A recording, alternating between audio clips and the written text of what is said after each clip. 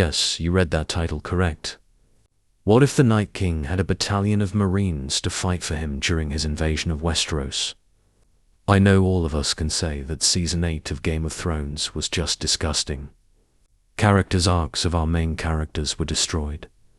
Jon Snow not being placed in a 1v1 with the Night King was stupid writing. Hopefully, I can change that. So to begin, why would I want to bring up this what-if scenario, knowing that it will never happen? Well, the answer is easy. It's my channel, and I can do whatever the heck I want. This is my first video on making this what-if scenario that is just dumb. But hey, if D&D can do it, so can I. To begin, how many Marines are we talking about?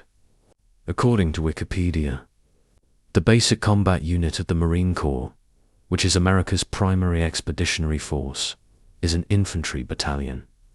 Each battalion includes about 900 Marines spread across a headquarters and service company.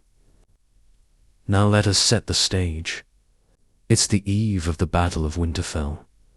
But instead of advancing alone, the Night King has summoned a battalion of 900 elite Marines. Armed with rifles, grenades, body armor, and tactical vehicles, these Marines are under his control. In this scenario, I am also taking the fact that everyone in Westeros knows that the Night King is real and about to attack the wall. Included in the Westeros army are free folk, Night's Watch, and the Seven Houses. This equals close to 250,000 fighting men with about 2,000 ships. For the Night King, 900 Marines. Let's now see how this will play out. The wall has stood as an impenetrable barrier for thousands of years, protecting Westeros from the dangers beyond. With a battalion of Marines at his side, the Night King no longer needs to rely on ancient magic or a zombie dragon. Instead, he employs modern military tactics to bring down the wall. Arriving at the base of the wall near Eastwatch by the Sea, the Marines set up artillery positions and heavy weaponry. With the help of mortar, rocket launchers, and even anti-tank missiles are aimed directly at the ice structure. The Night King integrates their technology into his strategy. Long-range rifles to pick off scouts, drones to map enemy positions, and night vision capabilities to ambush the armies of Westeros.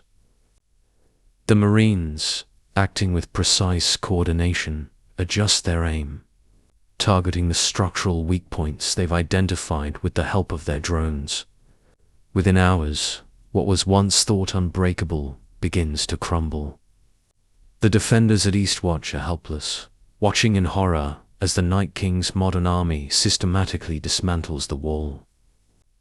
The wall is no more.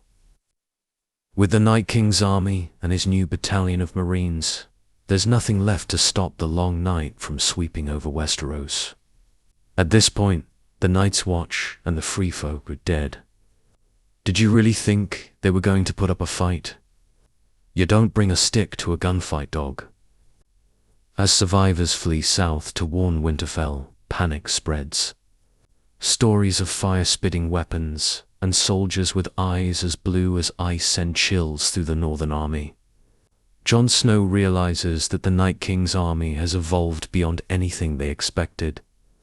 It's no longer just whites and White Walkers. It's an army armed with the tools of modern warfare.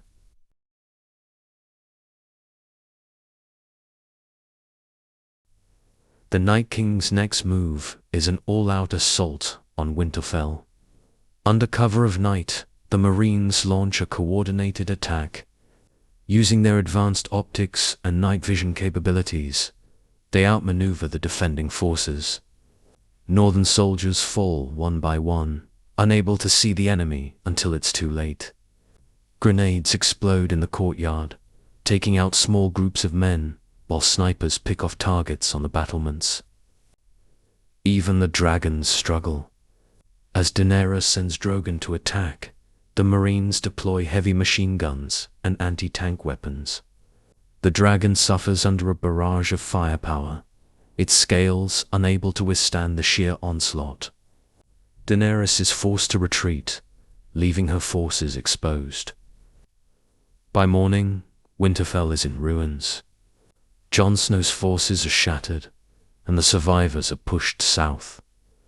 The Night King walks through the wreckage, raising the fallen Marines, unsullied Dothraki, and northern men as whites. His army, now combining undead and modern military might, is unstoppable. Where are your most popular characters? Jon Snow, Daenerys, Sansa the Hound, Arya, Tyrion, Jaime, Brienne, and on I can go. So where are they at? They were raised up as whites and are long gone. I will say that in this scenario, the dragons are all dead and staying dead because the Targaryens really screwed that up by having a civil war and killing.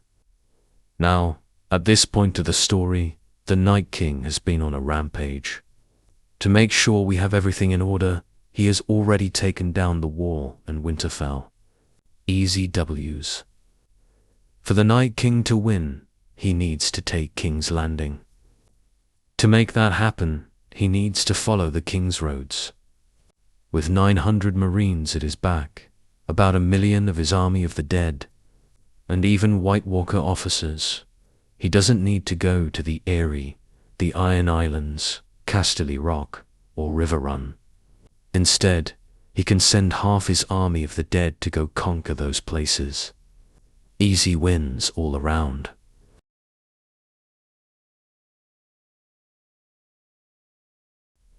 Assuming the Night King was not written by D&D, he heeds my advice and heads straight for King's Landing. With the North all dead, that only leaves Cersei and the Golden Company.